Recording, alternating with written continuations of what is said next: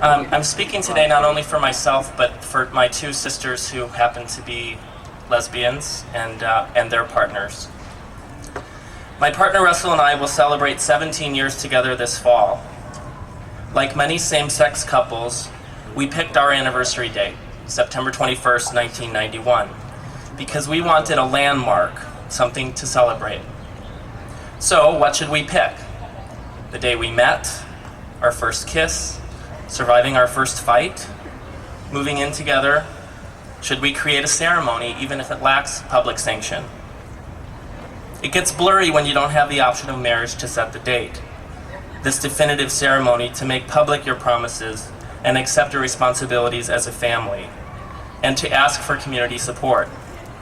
Don't get me wrong, picking was fun, but quite frankly, it's not fair to have to pick.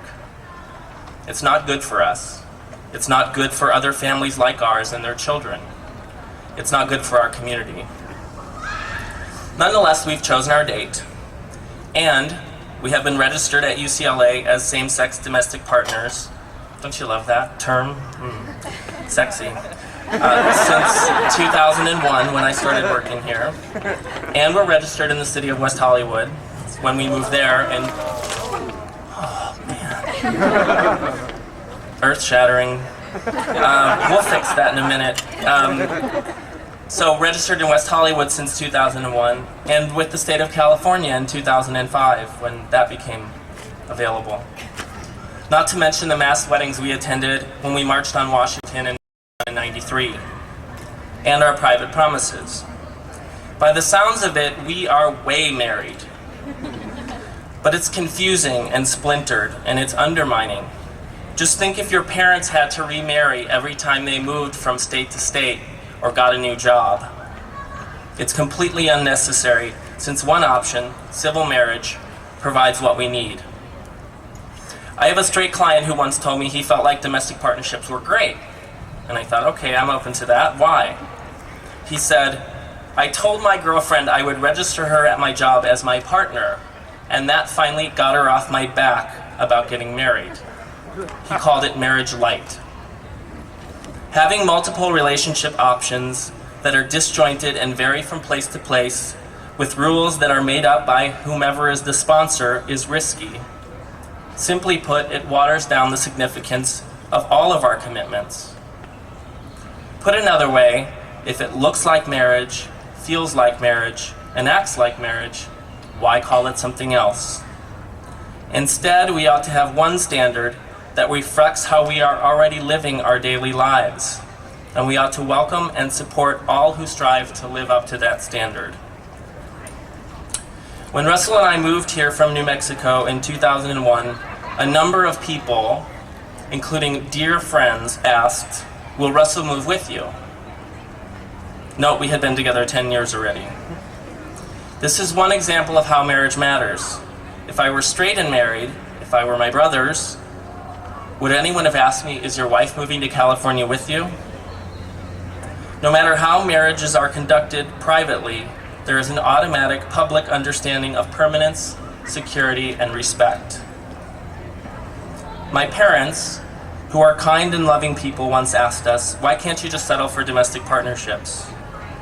I was prepared for this, so after calming myself and preparing to speak for what felt like all LGBT people, I explained, separate isn't equal. Inequality is not only harmful to we who are on the short end of the stick, but to you as my family. Think about it. Part of your family is considered less than. Nope, I can't settle for domestic partnership, for the same reason that I imagine my parents would have rejected the second-tier option for themselves. It just doesn't do justice to the relationship and families we have established. Some say that gay couples can't commit, so why even bother? We would destroy marriage. However, I think they have it backwards.